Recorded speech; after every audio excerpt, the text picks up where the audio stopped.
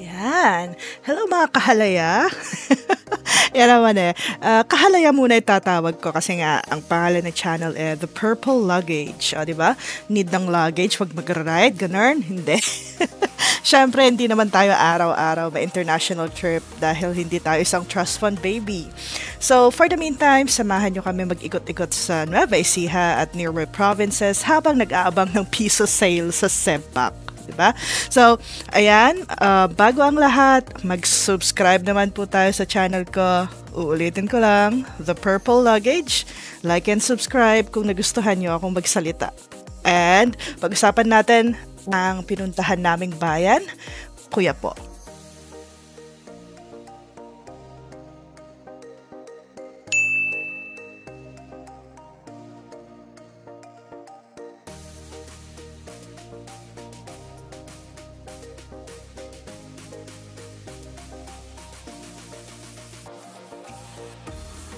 Yan. Kung napapansin nyo pala, parang nasa side pa yung pag-video ko. Ako kasi yung nakahawak sa camera.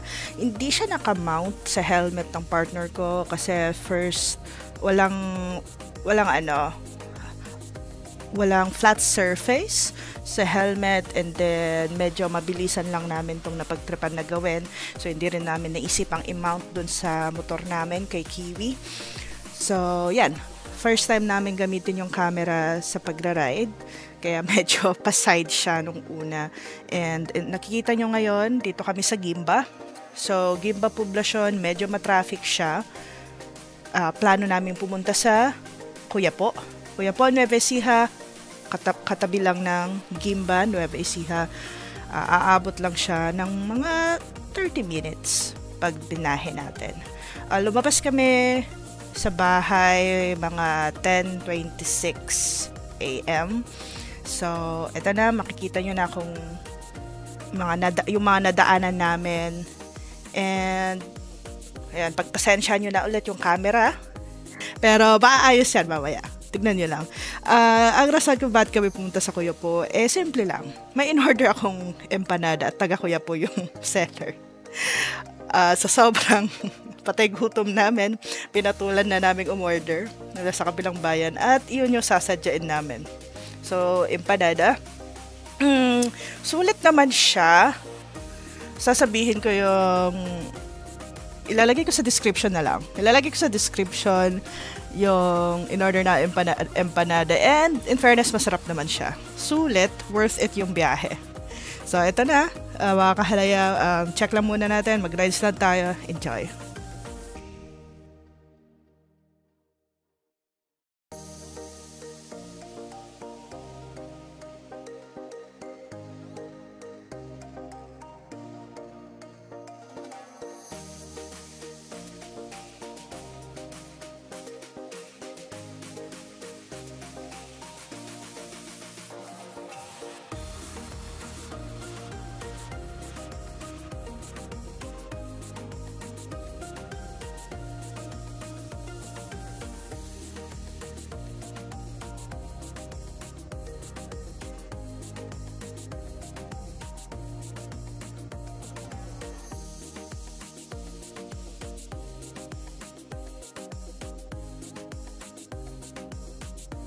Ayan, so eto na nga mga kahalaya, no? Nakalagpas na kami sa may poblasyon area ng Gimba.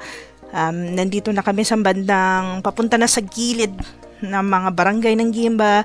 And so far, smooth yung biyahe. Sobrang okay siya.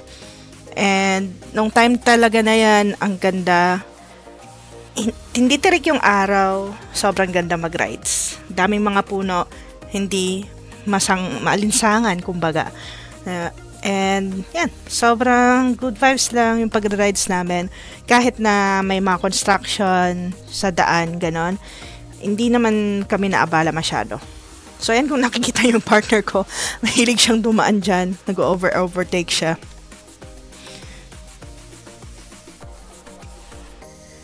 And yeah, kita yun, berdeng-berde yung mga puno. Pero parang napabayaan dun sa area na yan. Ay, oo nga. Bakanting loting ngayon na matagal. Kaya sobrang berde. So anyway, tama pa rin naman ako. Berde pa rin siya.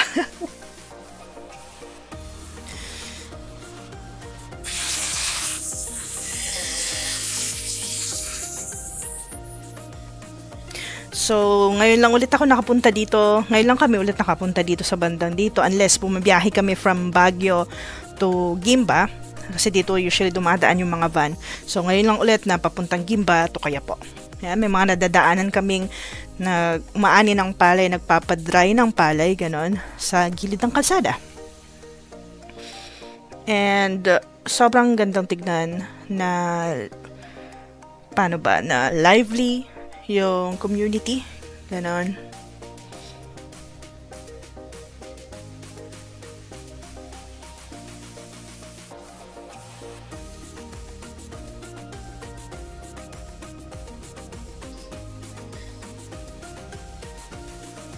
So, pasensya na, nakaside na naman ako mag-record. Yeah, medyo mabilis nga kasing magpatakbo yung partner ko. And ayokong mawala yung grip ko sa camera. So, medyo tinago ko muna pa-side. Yan, so yun yung nakuha. Okay lang naman. Ayan, ito na. Ito na yung part na may road construction.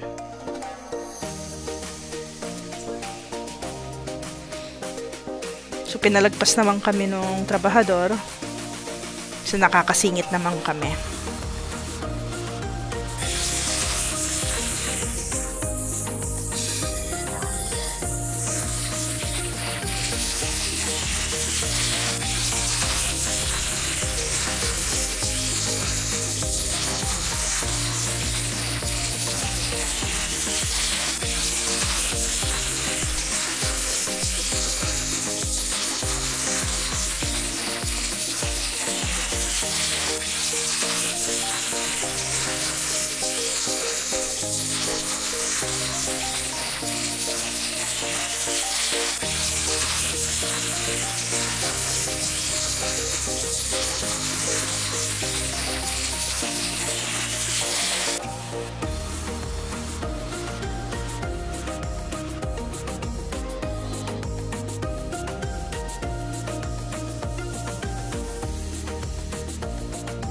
Kaya medyo mahaba-haba din pala yung daan na nagawa na nila sa right lane.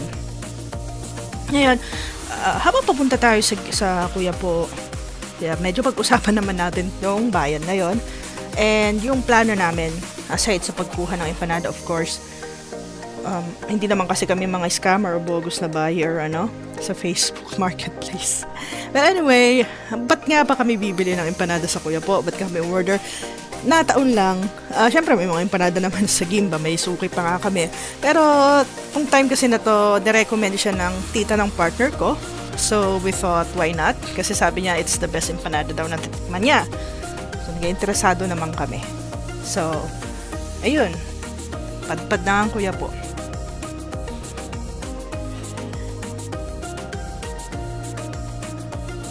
And kung i-check talaga sa Google Maps, more or less 30 minutes. Gaya ng sabi ko kanina, kung tutuusin, parang Gimba to Talavera din lang yung layo. And dito sa Central Luzon, I noticed na kapag sinabi yung 30 minutes, malapit lang. Kasi taga Baguio ako. Medyo lumaki na ako sa Baguio. Ilang dekada na ako doon. And usually for us, walking distance sa amin ang malapit. So, if kailangan mo nang mag-taxi or mag-jeep, that means malayo na yung pupuntahan mo. So, yeah, yun yung namin. So, kung tutuusin, maliit nga naman kasi ang Baguio. Pero, syempre, dahil nandito tayo sa Nueva Ecija, dun mo talaga makikita yung difference, So, ayan, nilagay ko pa pala yung early beginnings ng Coyapó dyan. Kasi napansin ko na ang daming rancho. Ang daming rancho. So, parang yung Colosboa Hills, sa barangay Colosboa, Coyapó. So, Rancho de Caballo. Please correct me if I'm wrong. Kasi sa Ibaloy word, ang Ibaloy ng kabayo sa amin is Caballo. Baka Caballeo sa inyo. Sorry. But yeah, that's how I pronounce it. Please please do correct me sa comment section. So, yan. Anyway, yun. If makikita natin yung mapapansin natin sa Coyapó talaga, daming rancho. So yan na nga, nandito na kami officially sa Coyapó. So narating na namin yung Arco. After mga 20 minutes kamo na. So medyo malayo-layo din. Medyo malayo din yung gap ng from poblasyon to dulo ng Gimba. So, ayan, konting biyahe ulit. Kasi kailangan naming pumunta sa town proper. Akala ko nasa may highway lang yung town proper ng Quiapo. Pero kung sa mapa kanina, kailangan pa palang may pasukin.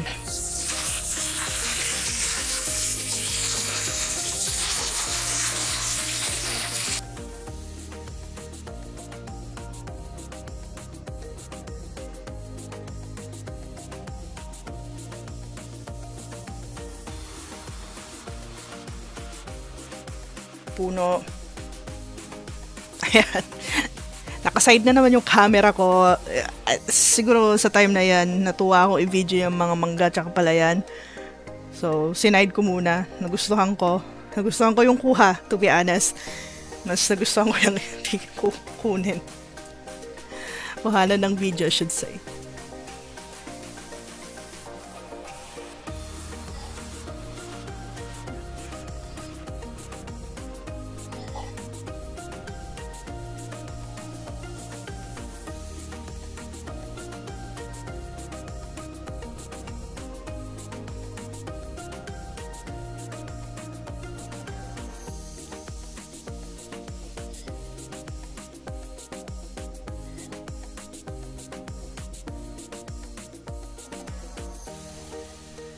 So, ilang kilometro din yung layo ng Quiapo Town proper mula sa Arco na yon.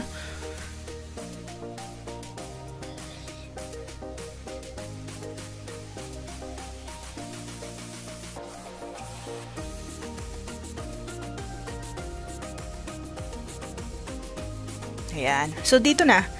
So, ditong area na to, dito na yung papunta sa town proper ng Quiapo.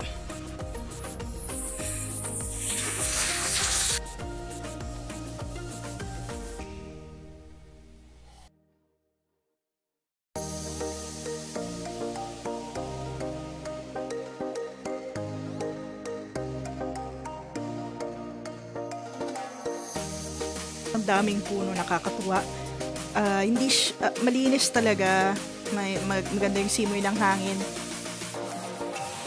Sobrang ganda, promise. And nakikita mo pa yung Mount Bulaylay sa background.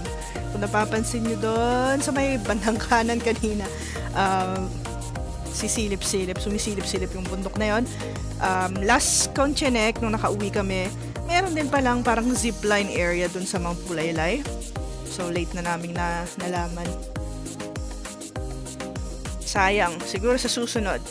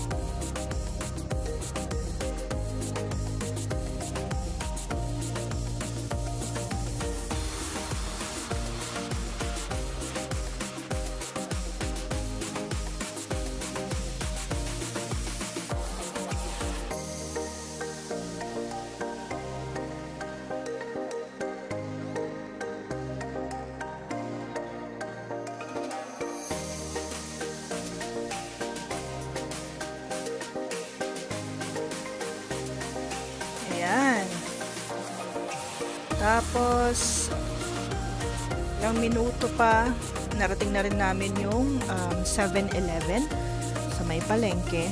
Doon kami naghintay. So, 10:58 a.m. narating na namin yung 7-Eleven. So, sakto nga. Mga 28 minutes. 28 minutes namin binahe from Gimba to Quiapo. So, yun. Nakuha na namin yung order. Pabalik na kami. And sabi ng partner ko, mag-lunch daw kami ng warik-warik at saka yung gusto niyang pansit. Hindi niya alam yung tawag, hindi ko rin alam. Hindi rin namin ma-search masyado. Yung pansit na kulay orange, pansit ba to ata? Pero yun yung gusto naming tikman kasi yun yung sikat dito sa Quiapo. Unfortunately, doon sa may tinigilan naming kainan, walang available na warik-warik or dinakdakan daw pala. So, yun yung so walang dinakdakan kasi ka-open lang daw nila. Ang available daw is mga chicken tapos mga ibang pansit.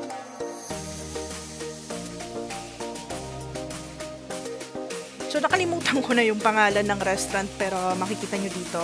Siguro baka may makaka-recognize. So yan, palabas na sa town proper ng Quiapo. Palabas na dito.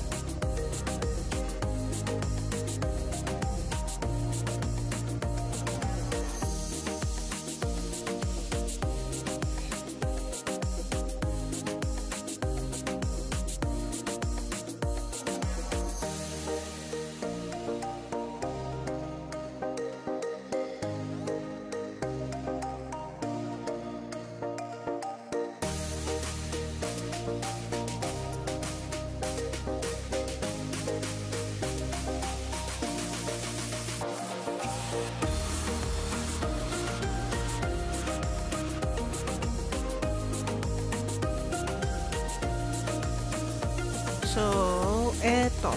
Dito banda yung sa kainan na tinutukoy ko kanina. Dito kami tumigil para mag-lunch. So, sabi nila, wala daw warik-warik o walang dinakdakan. Pansit patil patong in order ko. Partner ko is quarter leg plus rice. And ito yung itsura niya. So, ito yung pansit batil patong tapos yung quarter leg. And yung soup ng pansit batil patong. Unfortunately, para sa akin hindi siya pansit batil patong, 'di ba? So, yung pansit pa lang iba na siya. Pero masarap yung karne. Masarap yung karne tsaka timpla. Siguro na lang, pansit gisado. Sorry, pansit gisado na lang siguro yung tawag. Pero hindi siya talaga pansit batil patong, iba. Iba yung kasi may karahay yon. Ang pansit batil patong ay may karahay tsaka may liver. Ganun. So, ayun, after namin kumain at magpahinga onte, go na ulit kami. So, masyado pa namang maaga, naisip namin why not mamasyal sa ibang parts ng Quiapo, ibang mga pwedeng mapuntahan. So, yung unang naisip namin agad is yung Colosboa Hill. So, again, yung Rancho de Cabello, pinuntahan rin namin puntahan kasi yun daw ang Little New Zealand of the Philippines. So, sinasearch ko bakit Little New Zealand of the Philippines. Wala akong makitang diretsahang sagot. Sinasabi lang talaga na Little New Zealand. Siguro, nung tinitignan ko yung mga picture, siguro dahil mukha siyang parang pastulan ng mga baka. Medyo kilala naman kasi ang New Zealand bilang exporter ng mga gatas, ng mga iba pang mga beef or cow products, diba? So, ayun. Papunta na kami doon sa Colosboa Hills.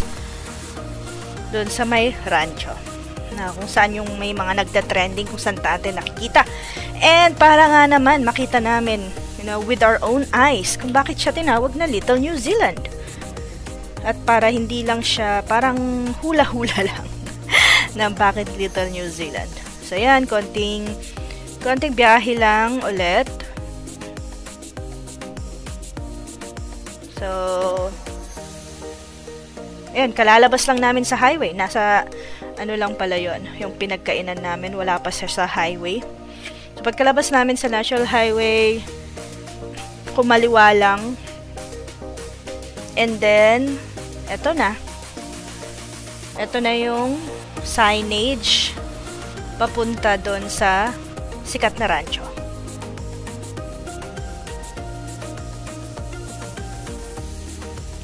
Makikita nyo rin pala doon, yung bundok doon, yung may parang silhouette. So, yan yung Mount Bulaylay na binabanggit ko kanina. Yung kung saan may zipline. Hindi ko in-expect na pwede palang pwede palang puntahan yon. So next time siguro. Mahilig din kasi akong mag-hiking and hindi ko pa siya nakikita sa may parang pwedeng hikan ng mga bundok para sa mga beginner. Kasi kung tinitignan ko yung bundok, parang pwede siyang pang beginner.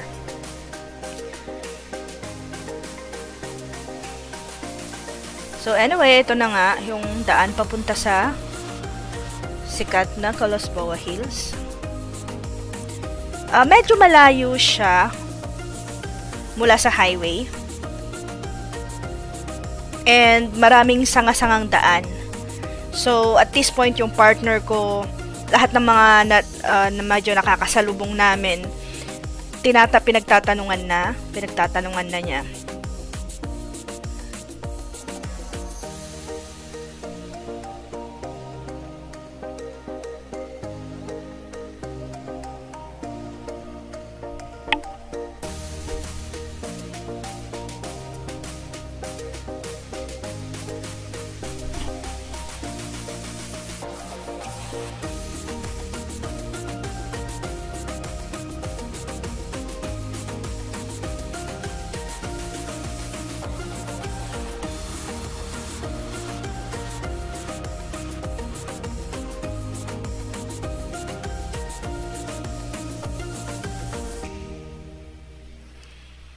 Okay, so dito medyo hindi maayos yung daanan.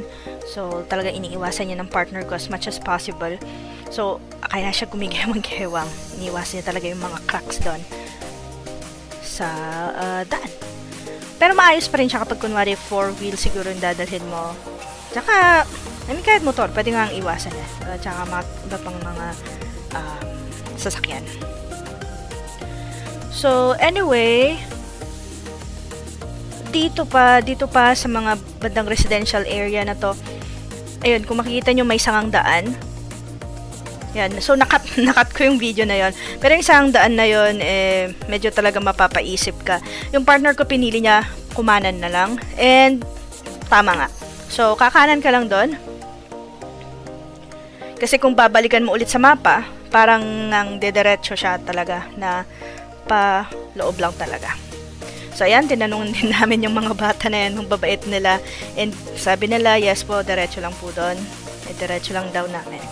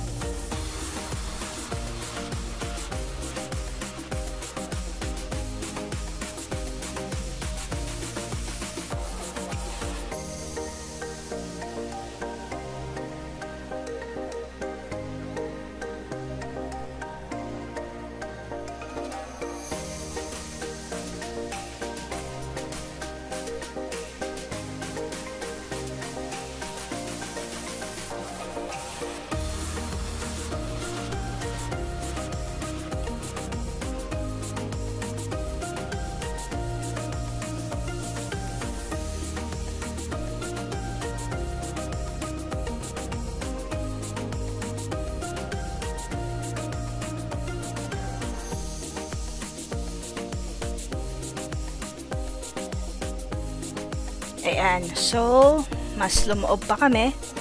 So may tabi na ng irigasyon.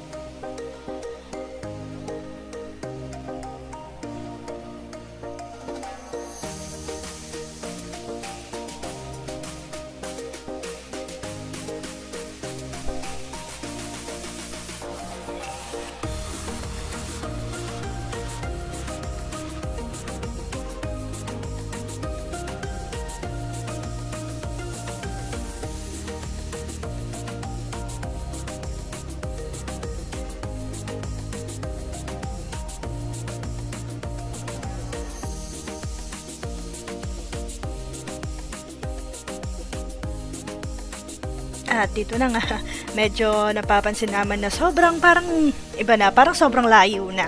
Yan na parang nakanaligaw na kaya kami or iba yung napuntahan naming daan. Pero tiwala lang. Tiwala lang at pananalig sa mga nakakasalubong namin na mga tao.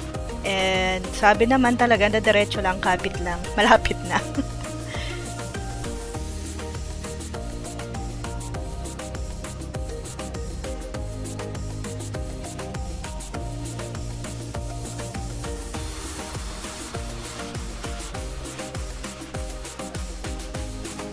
Ayan, so tinanong ulit namin sina Kuya. Tapos yun na nga, check nyo na lang yung Facebook page nila, Rancho de Cabeleo, Gateway to Colosbawa Hills. Yan yung active nilang Facebook page. So yan yung pinuntahan namin.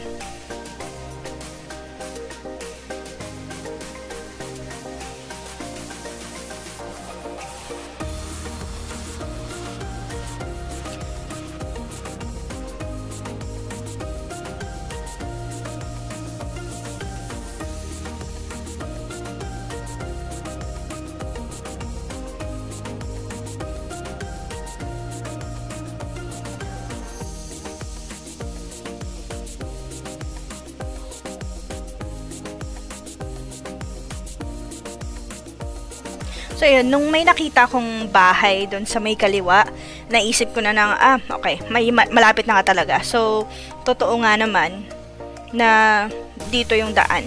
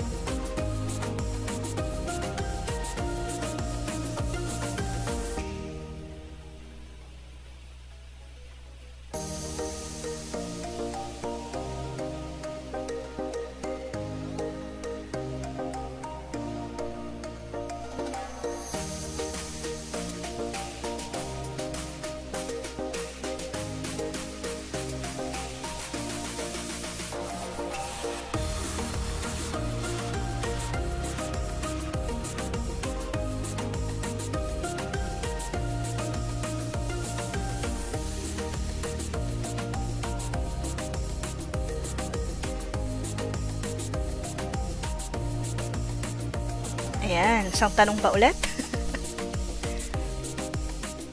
Wala sa mga naka-tricycle. At ayun na nga.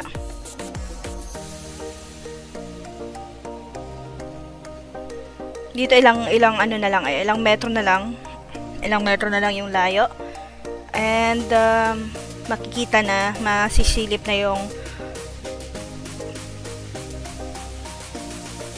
parang kasing una kong nakita is parang may parking, tapos may signage. So ang napansin ko lang talaga dito is medyo kulang-kulang siya sa mga signage. Pero kung basta may mga nakakasalubong ka naman, okay lang. Pwede lang magtanong. Mababait naman ang mga tao dito. Napansin ko talaga sa mga taga-kuya po, sobrang bait nila, palangiti. Walang problema. Hindi ka mahihiyang magtanong sa kanila. Napaka-warm ng pag-welcome ng mga tao. So, ayan na. Nakita ko na yung sa may parking, may mga nakita na ako nakapark ng mga sasakyan. And, yun na. Narating na yung Rancho de Cabeleo. At namali pa kami ng pinagparkingan. Nagpark kami sa may four wheels. Doon sa may kabila. Sa may kabila lang yung para sa mga motor at tricycle. Ayan. So anyway, nag-overheat na yung video cam ko. Dito banda. So nag-overheat na yung action camera ko after kong i-video tong mga to. Kasi medyo sobrang init na. Pero hindi ko mapigilang i-video kasi sobrang maganda rin yung lugar naman, kahit papaano.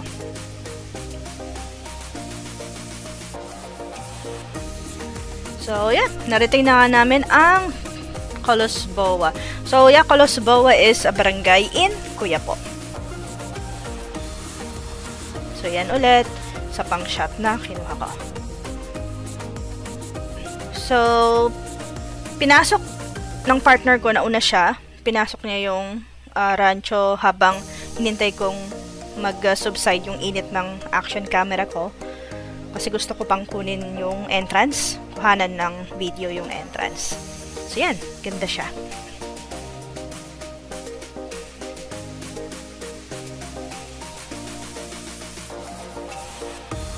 So, ayan. Ayan yung entrance. And then, akit ka lang. Diretsuhin mo lang. And, andun na, may mga tao doon. And, nakapaskil naman yung rates. So, ang rates pala is 15 pesos per person sa day tour.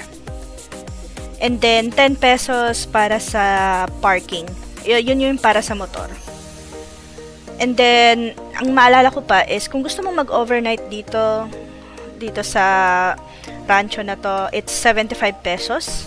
Tapos, kung gusto mo ng car camping, it's 380 pesos.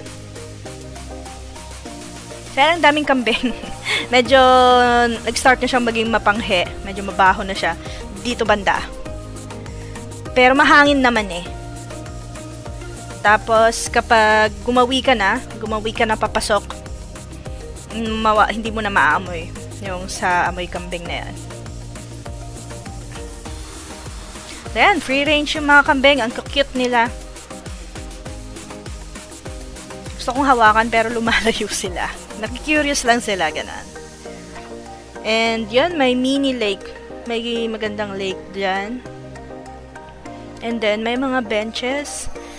Tapos, napansin ko, aside sa mga parang ginawa nilang mga cottages, pwede ka ring, ayun, maglatag ng banig sa ilalim ng puno.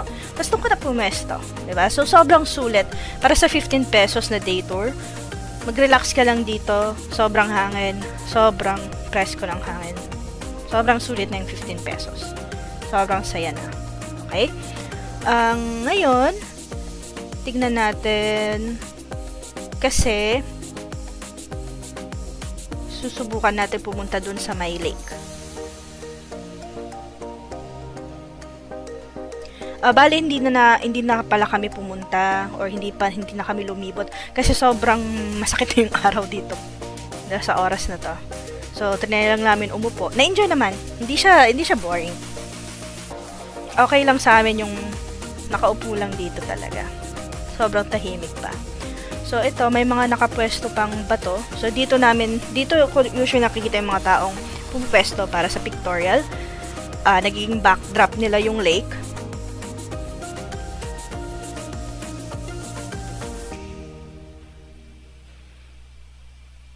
And yung bundok.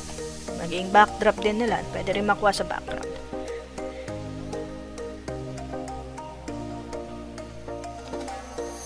And then, eto, dito rin siguro magandang pwestuhan pag gusto magpa-picture. And itong kambing, gusto kong lumapit.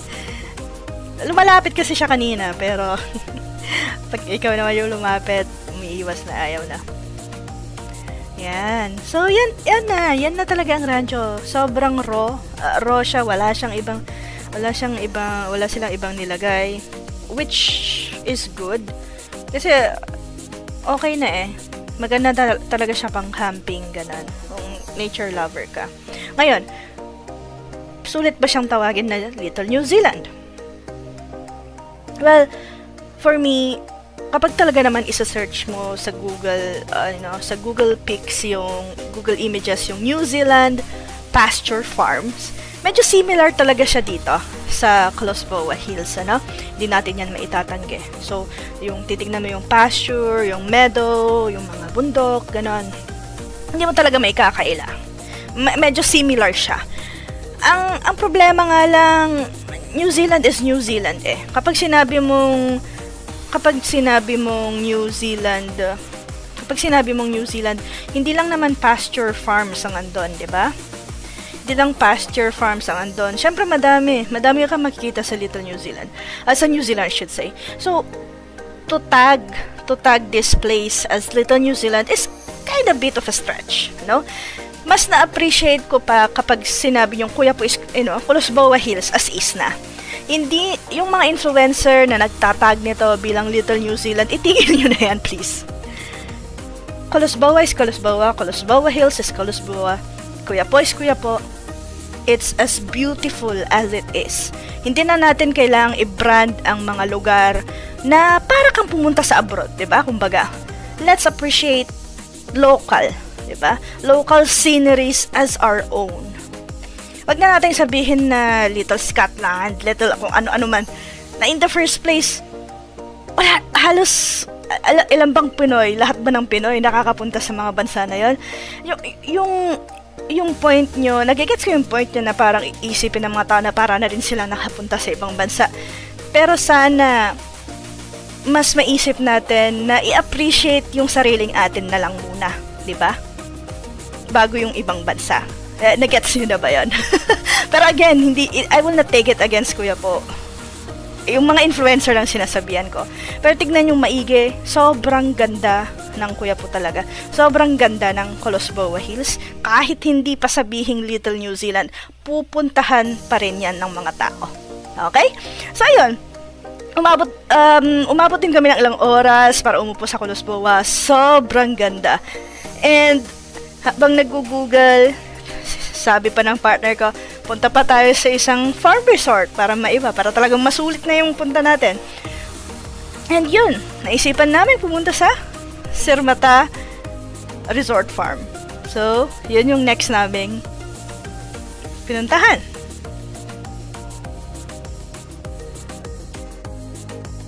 So, yan, Sirmata Eco Farm and Nature Park pala, hindi siya farm resort, sorry. So, anyway, ayan, binaybay na namin ulit, lumabas na kami sa Colosboa, and then sa highway, kumanan lang, and then kanan ulit pagpasok. So, madami talagang magkakatabi na mga rancho dahil nga, syempre, sa history ng Kuya po. Marami talagang mga rancho dito noon. Lalo na yung mga andito, yung mga Kastila pa. Then, sobrang energizing talaga yung umupo lang sa Colosboa Hills kanina. Paka-energizing niya, ilang oras din kami doon. Kahit nga hindi kami masyadong nag-uusap ng partner ko, napakasayang tumambay. Hindi siya awkward, hindi siya boring. Sobrang ganda. Advice ko rin pala, mas magandang bumili ka na rin pala ng snacks mo or drinks, preferred drinks mo, kasi yung parang maliit na tindahan nila doon sa loob ng rancho, sa loob nun is kinda limited lang, limited choices lang. So, kung ano man prefer mong pagkain, pwede mong dalhin.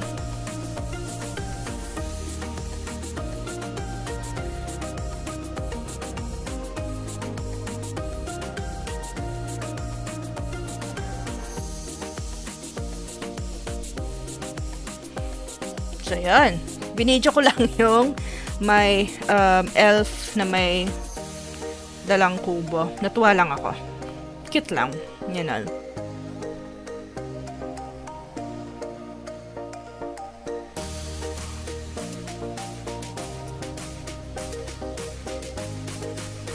So, yan. Mga ilang kilometro din lang mula sa highway. And nakita na namin yung signage. Medyo maliit yung signage nung sa may Sirmata. Pero makikita mo naman kapag talagang inaabangan mo. Ganon. So, make sure lang na i-check mo yun sa Google Maps, ganon. Medyo maliit talaga siya. Hindi ko siya nakunan pagpasok. Pinatay ko na yung cam ko. Kinukuhanan ko lang dito yung papunta doon.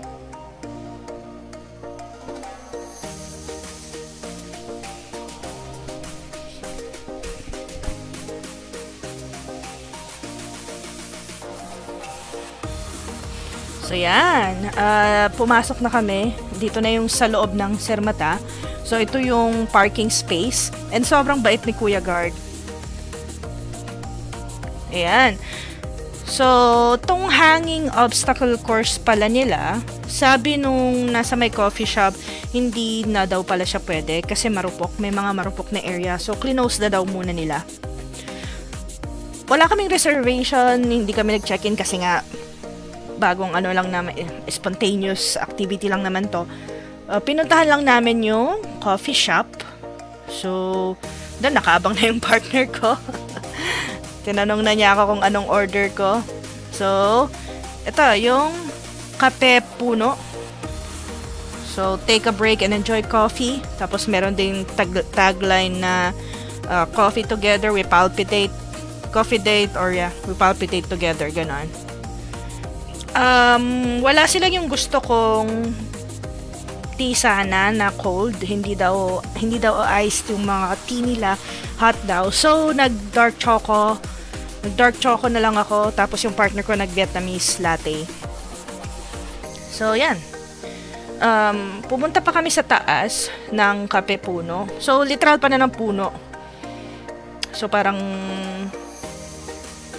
tree house na sana pero nasa baba lang itong coffee shop na to. So, pinatayuan nila ng tambayan.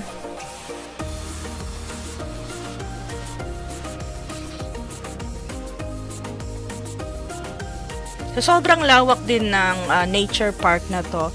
And may ongoing construction. So, baka hindi pa siya talaga 100% tapos. Ayun. So, kung makikita nyo doon, may mga taong gumagawa. And yung hall na yon, yung event hall na yon, sobrang laki. Sobrang lawak din. So, yan. After namin magkape, try namin umikot sa parang pwede naming puntahan kahit na hindi kami talaga nag-check-in dito.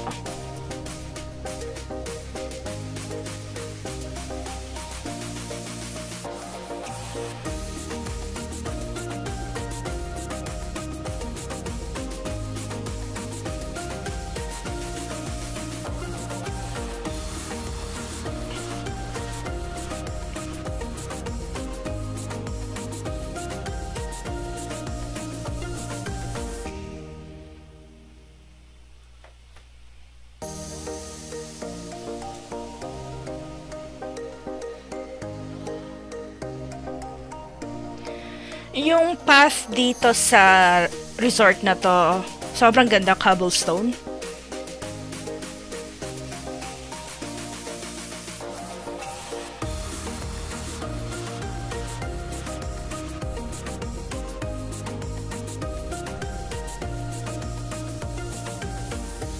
And dun sa kaliwa, yun yung public comfort room or restroom.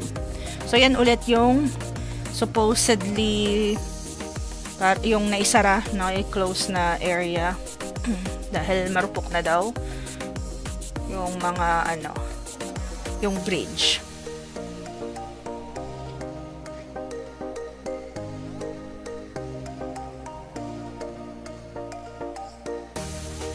So, dun sa Facebook nila, sa official Facebook page nila, merong isang lake, tapos parang yung net na similar sa Coron, Palawan, na kung pwede kang humiga doon, pang IG-worthy pics, ganon.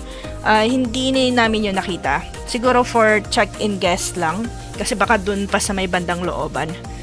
Dito lang talaga kami sa labas, kung hanggang saan lang pwede. Parang bastos naman kapag pipilit pa namin pumasok, diba? So, hanggang dito lang. Pero so far, sobrang nagustuhan namin yung place. Sobrang lawak. And again, ang babait ng mga tao. So, ito may basketball court pa sila.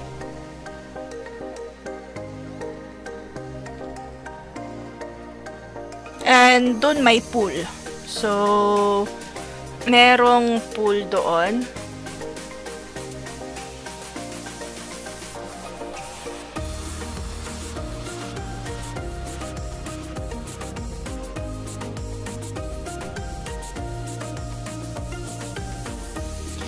So, ayan. Subukan namin puntahan.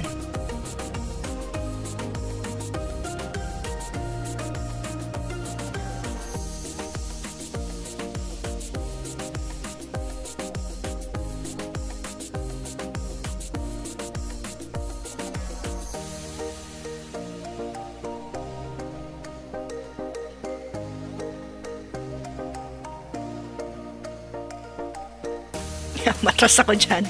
Takot ako baka off limits.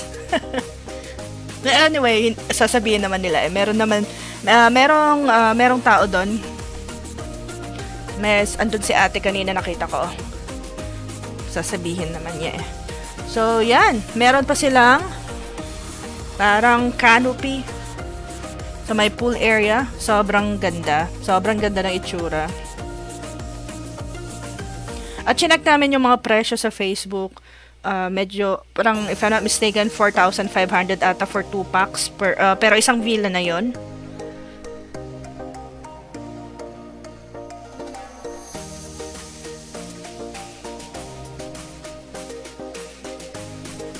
So, yan. Sobrang ganda. Malinis din. And hanggang dito na lang kami kasi nabasa ko doon na parang only check-in guests are allowed beyond this point. So, yeah, bumalik na kami.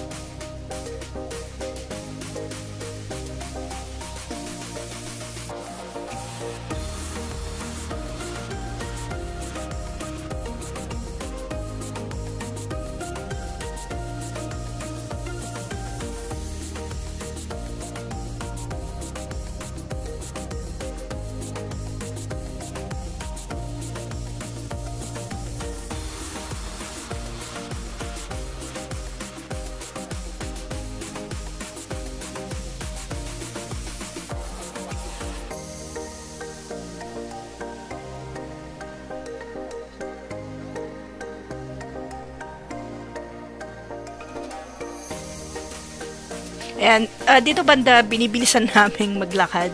Kasi, tinuro ng partner ko, may mga guinea fowl. And, hindi pa ako nakakita ng guinea fowl sa personal, na sobrang malapitan. Eh, nung napapansin na lang palapit na ka, medyo lumalayo na sila. Pero, ang cute. Hindi ko na-expect na may ganito dito sa nature park. So, yan. I think hindi pa talaga 100% finish ito. Pero, kung tutuusin, kung hindi pa to tapos, diba? Paano na lang kung tapos na talaga tong park na to, kung area na to. Sobrang ganda na niya. So, ayan. Eto, hindi siya mahirap hanapin. So, yan, kinuhanan ko nung paalis na kami. Makikita mo talaga yung signage. So, pagpasok mo doon, pagkanan mo mula sa highway, kung papunta galing kang Dimba. So, pagkanan mo, makikita mo na agad, hindi siya masyadong malayo, parang sa Colosboa Hill. So, makikita mo yung Sirmata, andun na yung signage nila. Wala nang patumpik-tumpik pa. So, ayan, pauwi na kami. Yan na yung last naming pinuntahan sa Kuya Po. Sobrang ganda nung araw na yon. It's a weekend. So, maganda rin na pasyalan tong Kuya Po na to. Ang dami pang magagandang kainan, dami pang mga resort, ganon, na lumalabas sa Facebook namin. Pwede rin naman bisitahin sa susunod, di ba? So far sa Rancho de Cabeleo tsaka Sirmata, ang gaganda naman nila. Ang gandang pasyalan. And again, dun sa kitang-kita ang kalat. Kitang-kita yung ulo ng partner ko. So anyway, ayan na. Dito na palabas na kami dito eh. Para lang makita nyo kung gaano kaliit yung signage.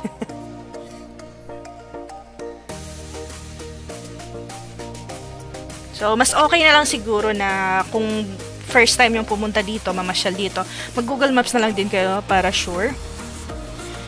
Kasi kung i-check nyo talaga, Ayan, medyo, ayan, ang daming signage. Hindi mo alam kung anong pipiliin mo. Pero yun talaga yung signage.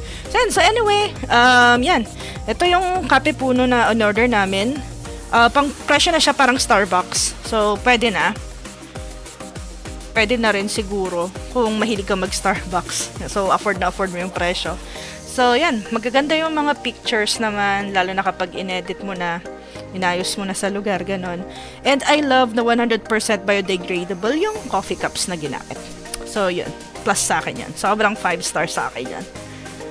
And then, yeah.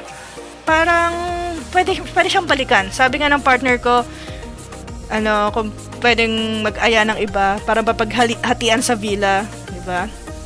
Baka mas, baka babalikan na nga namin tong Sermata na to sa susunod.